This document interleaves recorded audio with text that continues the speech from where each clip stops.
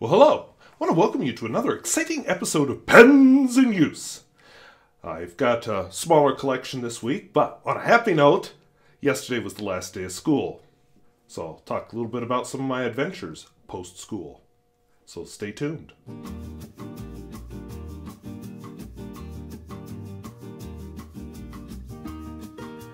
If videos like this interest you, where I talk about fountain pens, both new and old and at all price points, I would invite you to subscribe. If you'd like to comment on any of these pens that you see here, or the inks I use, or any of the other extras that pop into this video, please feel free to leave a comment down below. I just enjoy the interaction with people on this channel. So let's take a look at the pens. So the pens I'm using this week, I inked up, for some reason, a Visconti Homo Sapiens. I have a Parker 45, which was a gift from a viewer who is fortunate enough to live near Janesville, Wisconsin, and apparently collects Parkers and gives them away to people. I have two Lamy 2000s, you'll see why in just a bit. I have a Sailor 1911 S, which is gorgeous color. I have a Camlin Sovereign, which is an Indian pen. And I have a Waterman Carène, which the addition of a new light a few months ago has made the color show up much better than when I did its original review. So now that you've seen the pens, let's look how they write. As always, I will be reviewing this in my Bomo art journal. So the first pen I have inked up is my Visconti Homo Sapiens. I think it's the Veladecchio bridge, I can't remember off the top of my head, but that's supposed to look like Ponte Vecchio maybe. Anyway, some bridge that's really famous in Italy. That I'm drawing a blank on it at the moment. Homo sapiens engraved. A lava body made from the lava around Mount Etna. A palladium nib, which is definitely unique in my collection. I have heard some concerns about Visconti being unreliable for writing. Honestly, I've had no trouble with this pen writing. I've had some bloopage of massive amounts of ink into the cap, but since this pen no longer travels with me and just stays home, that's been, oops, I almost gave away where I'm headed with this story. That hasn't been a problem. Now, what has been a problem, after one of the bloopages, this My Pen system quit working, and I lost the finial that goes here. So I thought, okay, probably my fault. I didn't realize that it had broken. And I purchased a tiger's eye, which is kind of a cool gemstone. I thought that'll look good there. It doesn't stay. I have tried recharging this using a neodymium magnet. No such luck. I am blaming the long period of time with ink sitting in the cap for being the reason. I'm thinking something may have rusted in there because iron oxide, as you may know, is not magnetic, whereas iron is. But I don't know. So I don't know how to fix it either. That's been one of the disappointments of this pen. The bloopage is another one, but I've found ways around it. One thing I did as an experiment, no, not going to demonstrate. This is a power filler. So I filled it normally. And then I did what I do with my 823, my Pilot Custom 823 when I want to fill it. I turned it right side up like this, pulled the piston out again, pushed it in until I started to see ink welling up around here, and quick flipped it over, put it back in the ink, and hopefully gave it a full fill. So anyway, I hear the complaints about Visconti. This is the only Visconti I know. I haven't...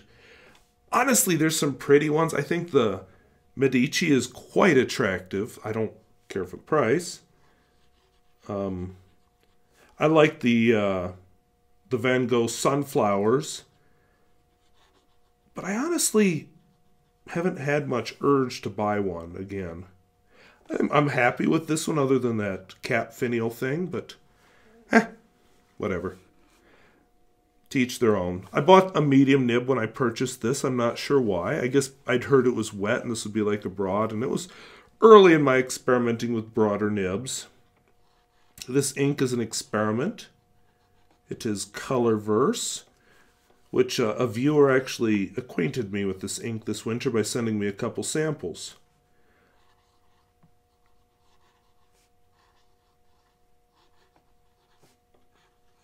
Colorverse Pale Blue Dot.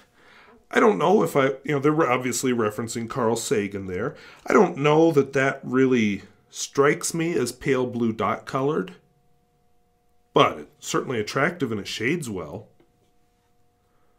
So we'll give them that.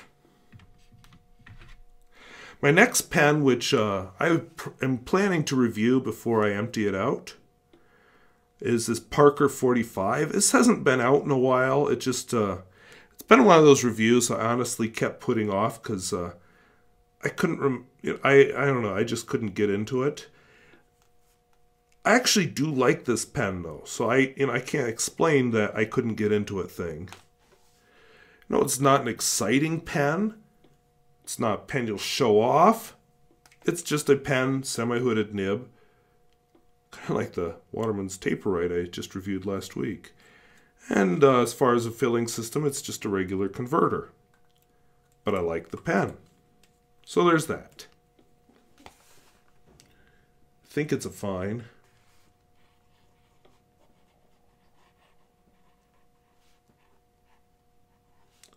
We'll go with fine. This is another one of those Colorverse inks.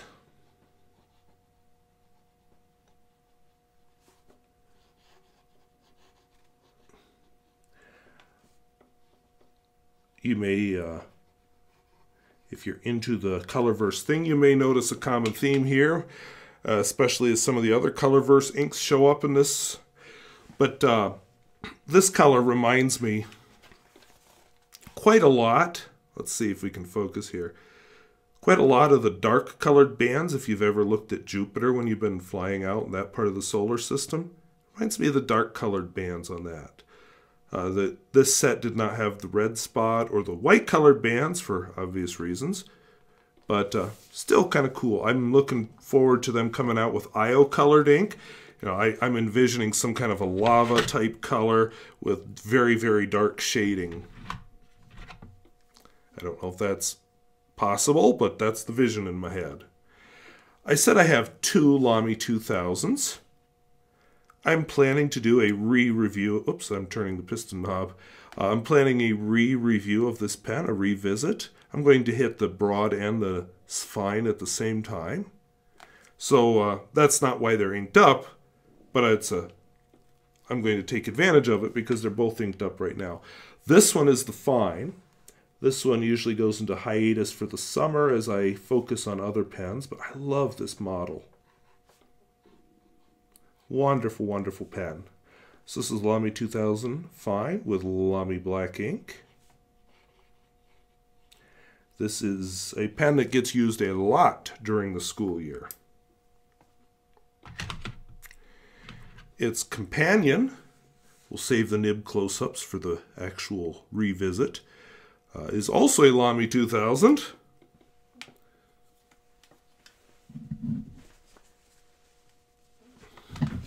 This one with the broad nib. I inked this one up specifically to write graduation cards. I don't do cards, I do notes. And I thought this would be a beautiful ink to put on those notes. Oops, forgot the size, broad. I love this nib. It's very stub-like. Not much use as a daily writer, but it makes just about any ink you put in the pen gorgeous.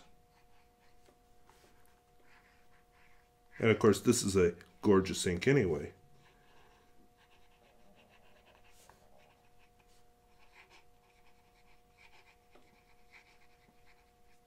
Should have left myself more room. Wow, that's awkward. Yeah, so not a pen you use if you're trying to, put a lot of writing on one sheet of paper.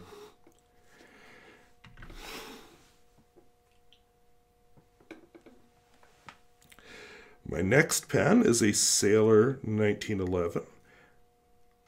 It's a special color. I'm drawing a blank on what the name of this color is. It's sort of a robin's egg blue, I think, but it has a name. I don't care. It has a zoom nib. I'm told Sailor has very good nibs. I like the nib. I like the zoom shape. I haven't noticed anything particularly about these nibs that makes them stand out to me. You know, it writes well. That's about all there is to it. So this is a Sailor. We'll do this more upright, 1911. See, that's where the zoom comes in. S. That's for the size of the pen. And then let's lay it down. Zoom. And the ink, I said there's a theme here.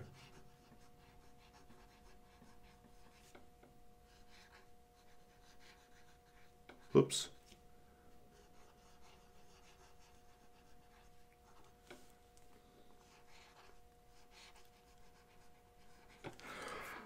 Sorry, not seeing it. I think with a name like Interstellar Space, it should be black. My opinion, for what it's worth. This is an upcoming review. This is I guess a vintage Indian pen. It's a Camlin Sovereign, which I believe is from the 1970s, but I need to do some research before I actually review it. I know what I want to say about the pen, but I don't know that I have all my facts straight on the pen yet, so I need to make sure I do before I review it. It's another semi-hooded nib. And as far as a filling mechanism, if you're interested, kind of like a Parker 51.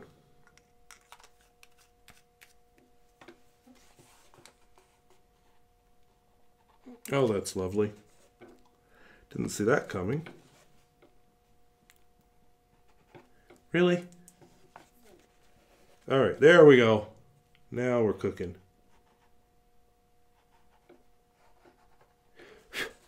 In the pen's defense, I've been busy the last few days and haven't done much writing of any kind.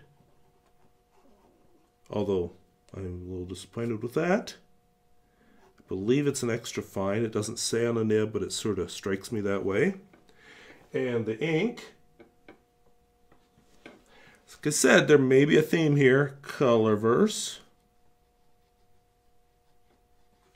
Golden Record.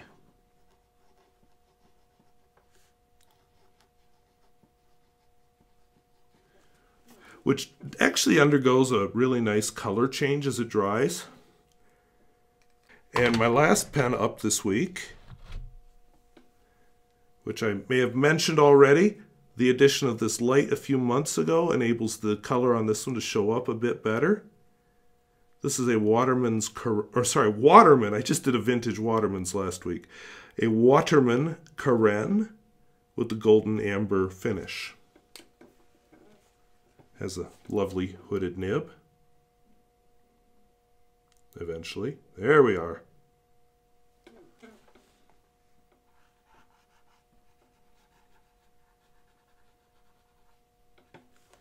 I love this pen.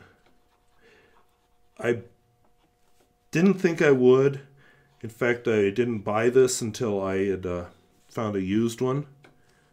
But I've been very happy with it.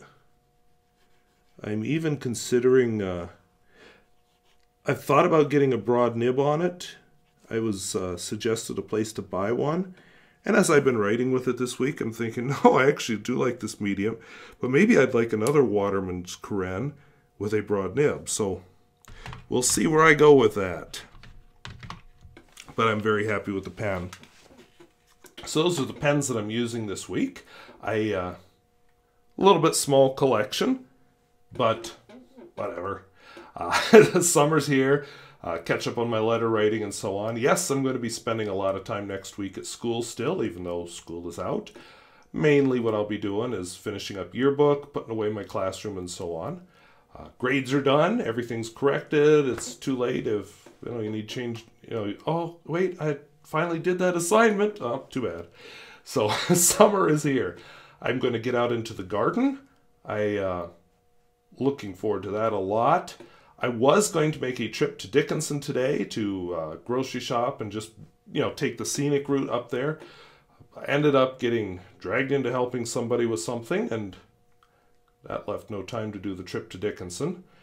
And then in the afternoon, I had lunch, I sat down, and suddenly was just so exhausted, so I ended up taking an hour nap, and I'm not a napper. And I actually slept in this morning. I mean, I got up at 6:30 this morning, which for me is sleeping in.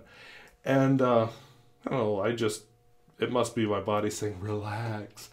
So, yeah, I guess I needed that nap, but whatever. Getting a little warm. Tomorrow's going to get up to 89 degrees Fahrenheit, which is darn toasty. It's not that long ago that, you know, I'm talking like just 2 weeks ago, that furnace over there was kicking in when I was filming these, so that's a change. But anyway, it's, like I said, summer's here.